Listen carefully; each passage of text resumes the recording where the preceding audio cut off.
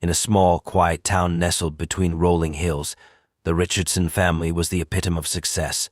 Richard and Susan, both in their early 40s, were well-respected professionals. Richard worked as a lawyer at a prestigious firm, while Susan, a former model herself, ran a successful interior design business. Their lives seemed flawless, and it was no surprise that the town viewed them as the ideal family. Their daughter, Madison, was a beauty both inside and out. At 17, she had already made a name for herself in the modeling world, signing with one of the most renowned agencies in New York. With her long golden hair and striking blue eyes, she was the perfect canvas for photographers and designers. Her photos graced the covers of fashion magazines, and her runway walks turned heads at fashion shows across the globe. Madison was everything her parents had dreamed of: successful, graceful, and poised. Her younger brother, Ethan, was the complete opposite. At just 15, Ethan was already becoming known for his quiet, introspective nature. He was a shy boy, often found in his room, lost in books or scribbling in his notebook. He had none of the outward charm or confidence that his sister possessed. Ethan's world was full of thoughts and ideas that he kept to himself. Despite growing up in the same household, it was clear that Madison and Ethan lived in two very different worlds. While their parents doted on Madison, Ethan was often left to his own devices. Richard and Susan would often attend Madison's modeling events, always by her side, while Ethan stayed at home, spending his time alone. They assumed his introversion was just a phase, a common trait for adolescents, but it was more than that. Madison had the attention of the world, and Ethan had to contend with the fact that he was constantly overlooked. He watched, in silence, as Madison's career took off. He saw her becoming a star, admired by strangers, loved by friends, and constantly in the spotlight. Ethan, on the other hand, remained invisible in his sister's shadow. He began to resent her success. Where she went, people followed, and where he went, he was ignored. His frustration grew, but he kept it hidden, buried beneath his quiet demeanor. At home, Ethan's feelings of isolation became more pronounced. Richard and Susan, wrapped up in their own careers and Madison's ever-busy schedule, failed to notice the growing rift between them. They saw Ethan's solitude as nothing more than teenage rebellion, something that would eventually pass. But deep inside, Ethan's emotions were festering. He longed for the recognition and validation that Madison effortlessly received. Madison, for her part, seemed unaware of her brother's internal struggles. She adored her family and appreciated the support they gave her, but her life was rapidly becoming consumed by her career. Fashion shows, magazine covers, and glamorous parties filled her calendar, leaving her little time for family. Ethan rarely joined them for these events, opting to stay home, even though he secretly longed to be a part of it all. In the eyes of the world, the Richardsons were a perfect family, successful, beautiful, and happy. But behind closed doors, the cracks were beginning to show. Ethan's growing jealousy and bitterness simmered quietly beneath the surface, unnoticed by those around him. No one could have predicted that this unspoken tension would one day erupt in a way that would shatter everything. The seemingly perfect family was far from perfect, and the first signs of a tragedy were already taking root, unnoticed and unspoken. As Madison's career blossomed, Ethan's descent into frustration and isolation deepened. While his sister received accolades and attention from all corners of the world, Ethan's existence became more and more defined by a crushing sense of inadequacy. At school, he continued to be the quiet, invisible boy. His classmates often overlooked him, preferring the louder, more outgoing personalities. In contrast to Madison's constant praise, Ethan found himself trapped in a world of silence, his every attempt at communication falling flat. His social interactions, awkward and strained, left him feeling like an outsider. At home, the gulf between the two siblings widened. Madison's photo shoots and fashion events took her away for days at a time, leaving Ethan to fend for himself. Richard and Susan, proud of their daughter's success, became increasingly wrapped up in her schedule. They celebrated Madison's achievements, throwing dinner parties and posting her latest magazine features on social media, all the while oblivious to Ethan's growing sense of neglect.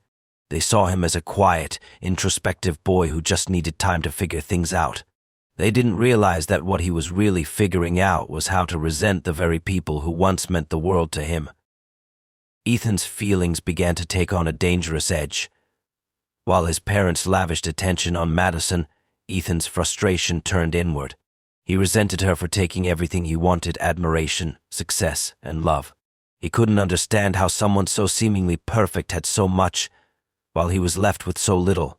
His jealousy started to cloud his judgment, morphing into something darker. He became obsessed with Madison's life, studying her movements, analyzing her social media posts, and obsessing over the way the world adored her. He spent hours in his room, watching her photo shoots online or reading about her latest campaign, wishing it was him in the spotlight.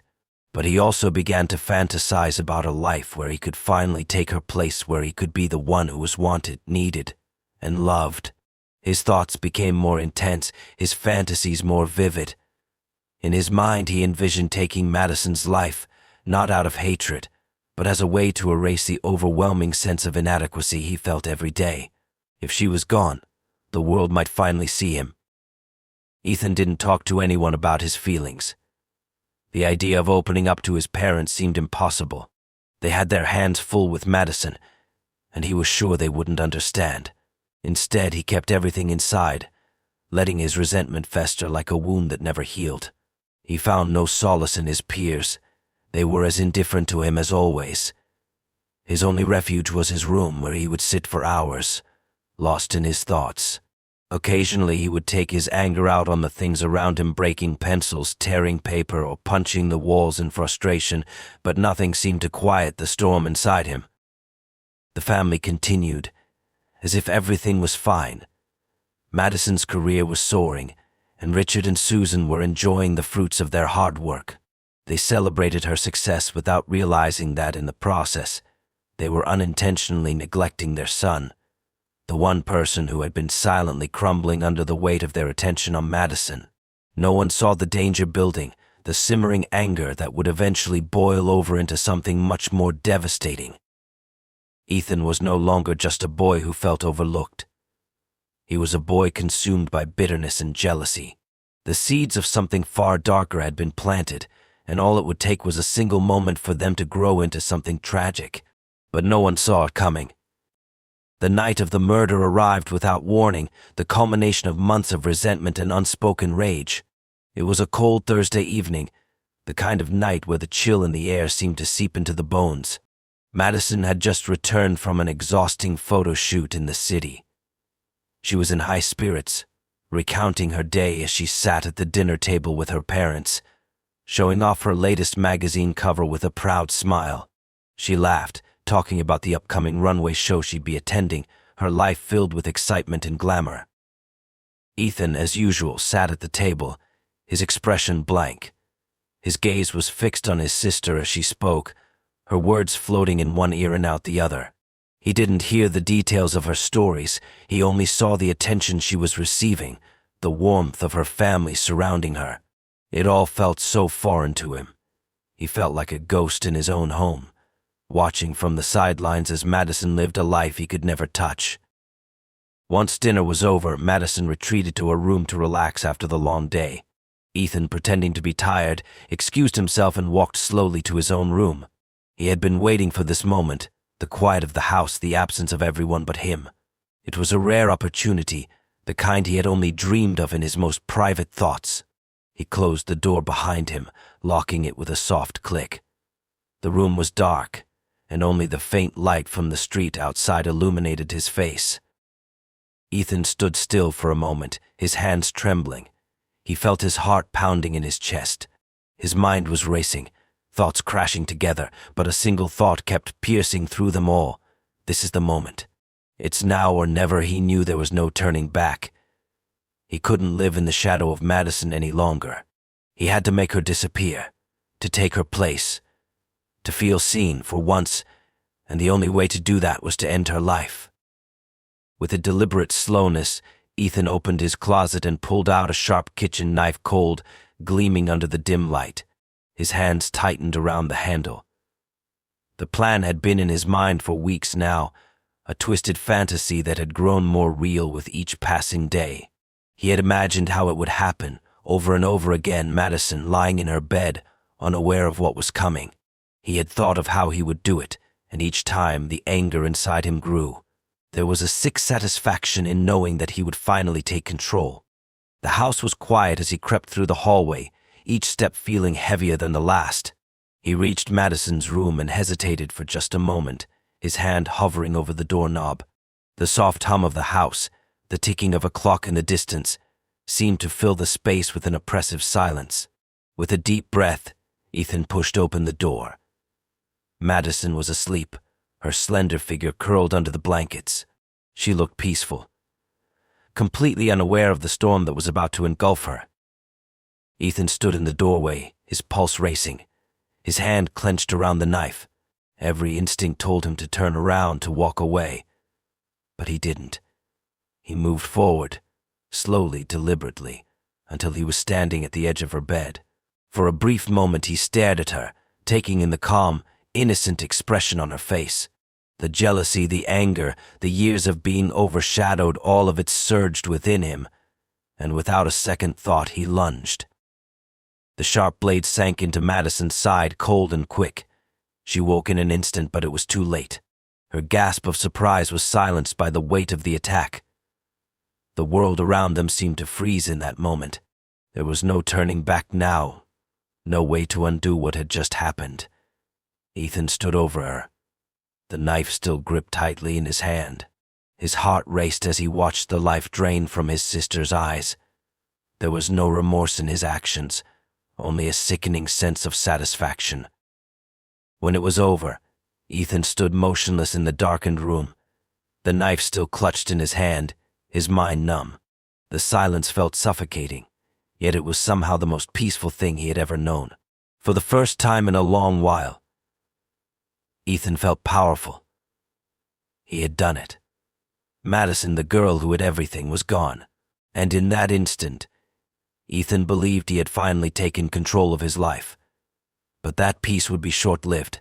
The weight of his actions would soon come crashing down on him, and the life he thought he had taken would unravel everything in ways he could never have anticipated.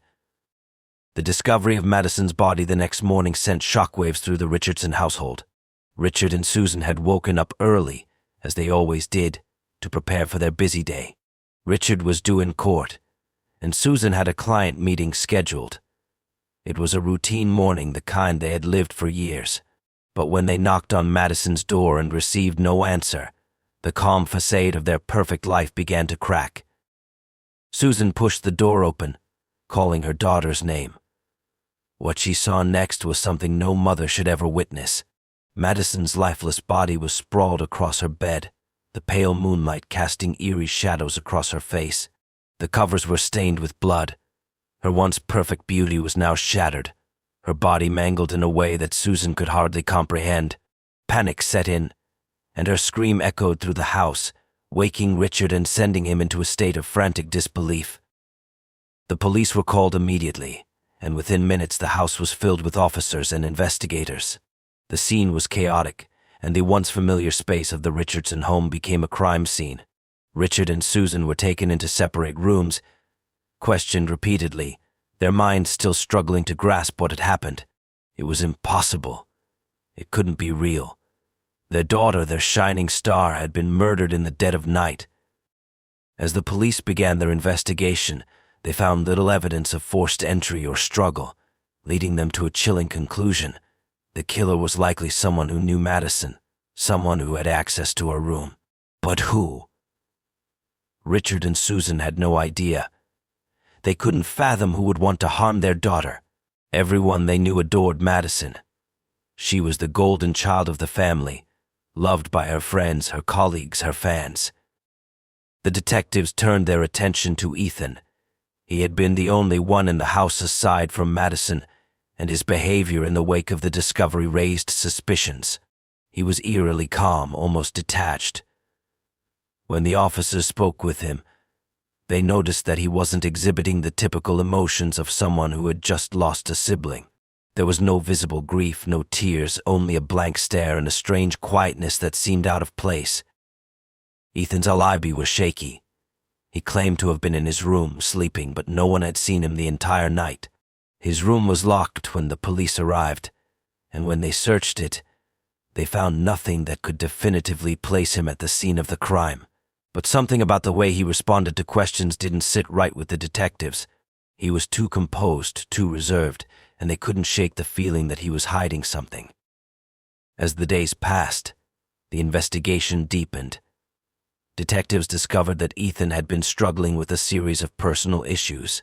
His grades had dropped, he had few friends, and he seemed to have a growing resentment toward his sister. Neighbors and classmates spoke of his isolation, his tendency to keep to himself, and the odd behavior that had become more pronounced in recent months. There were whispers about Ethan's obsession with Madison, but nothing concrete to link him to the crime. Still, the pieces were starting to fit together. Ethan's journals were found in his room, filled with cryptic entries that spoke of jealousy and hatred. One entry stood out in particular, a chilling passage that read, "If she's gone, maybe I'll finally matter." It was a sobering realization for the investigators, confirming what they had suspected all along. Ethan had been harboring deep feelings of resentment, ones that had eventually boiled over into violence. Despite the mounting evidence, Ethan continued to deny any involvement. His cold, emotionless demeanor made it difficult for anyone to believe that he was the murderer. His parents, devastated and confused, still couldn't bring themselves to accept the possibility that their son could be capable of such an atrocity. They clung to the hope that there had been some mistake, that someone else was responsible, but the truth was becoming harder to deny. As the weeks passed, Ethan's involvement in his sister's death seemed more certain, and the case began to take its final shape. The small town that had once viewed the Richardsons as a perfect family now found itself grappling with the shocking reality of what had happened. Ethan, the quiet, troubled boy no one had really understood, had turned out to be the killer. And as his trial drew closer, the true horror of the crime began to sink in. Ethan hadn't just taken Madison's life, he had shattered the Richardson family, forever altering their world in the most unimaginable way. The trial of Ethan Richardson was a spectacle that gripped the nation, a tragedy that no one could have predicted. As news of the murder spread, the small town, once so serene, became a center of media frenzy. Reporters camped outside the courthouse, cameras flashing, desperate for any glimpse of the family that had been torn apart. The Richardson name, once synonymous with success and respect, was now forever linked to a horrifying crime. Ethan's defense team presented a narrative of a troubled, misunderstood teenager, one who had suffered from years of neglect and emotional turmoil. They argued that his parents had been too absorbed in Madison's burgeoning career to notice the deep-seated pain their son was experiencing. Ethan, they claimed, had become lost in the shadows of his sister's success, and his anger had slowly consumed him. His defense team painted him as a victim of circumstance, a boy who snapped under the weight of isolation and jealousy. The prosecution, however, painted a far darker picture. They painted Ethan as a cold, calculating individual who had meticulously planned his sister's murder. The evidence they presented was damning. Ethan's journals filled with disturbing entries about Madison, his obsession with her, and his desire to see her gone. The chilling words written in his own hand seemed to confirm that he had not acted in a moment of blind rage, but rather had spent weeks, if not months, fantasizing about ending her life. His silence in the wake of the murder, his unemotional responses to police questioning, and the eerie calmness he exhibited throughout the investigation painted a portrait of a boy who was both disconnected from reality and dangerously manipulative. The trial was a roller coaster of emotions for the Richardson family. Richard and Susan, still reeling from the loss of their daughter, were forced to confront the unimaginable truth: their son had murdered their daughter. They sat in the courtroom, their faces a mixture of disbelief and sorrow, as they listened to the details of Madison's brutal death being recounted. Every shred of hope they had clung to that there had been some mistake, some stranger responsible, was stripped away, layer by layer, until all that was left was the brutal reality of what Ethan had done. As the weeks of the trial dragged on, the tension in the courtroom grew. The jury deliberated for days, weighing the evidence, considering the arguments on both sides. Some believed Ethan was simply a victim of circumstance, a troubled boy who had been consumed by feelings of inadequacy. Others were convinced that he was a cold-blooded killer who had planned his sister's murder with chilling precision. In the end, the jury found him guilty of first-degree murder. The verdict brought little relief to anyone. Ethan's parents were left to grapple with the horrifying truth that their son, the boy they had loved and raised, was a murderer. Madison's friends and colleagues mourned the loss of a young woman with so much potential, a bright star whose life had been cruelly snuffed out. The small town, too, was left in shock, unable to reconcile the boy they had known as quiet and troubled with the man who had taken a life. Ethan was sentenced to life in prison, his name forever etched in the annals of a tragedy that no one could have predicted. But the case didn't end there. Years later, new evidence emerged that raised even more questions. Some experts believed that Ethan had not acted alone, that perhaps he had been manipulated by someone else, someone who had preyed on his fragile state of mind. The possibility of another person involved in the murder cast a shadow over the case, and some even speculated that Ethan had been driven to commit the crime as part of a larger, more sinister plot. The Richardson family story became a cautionary tale of neglect, envy, and the dangers of emotional isolation. In the end, no one emerged unscathed. Madison was gone, her future stolen from her in an instant. Ethan's life was destroyed, and his family's world was shattered beyond repair. The once perfect Richardson family had crumbled, and no amount of time or reflection could ever undo the damage that had been done. As the years passed, the town moved on, but the story of the disturbed boy who murdered his model sister would remain a dark chapter in its history, a reminder of how quickly everything can unravel. And for those who knew the Richardsons, the question of how it all went so wrong would linger in their minds forever.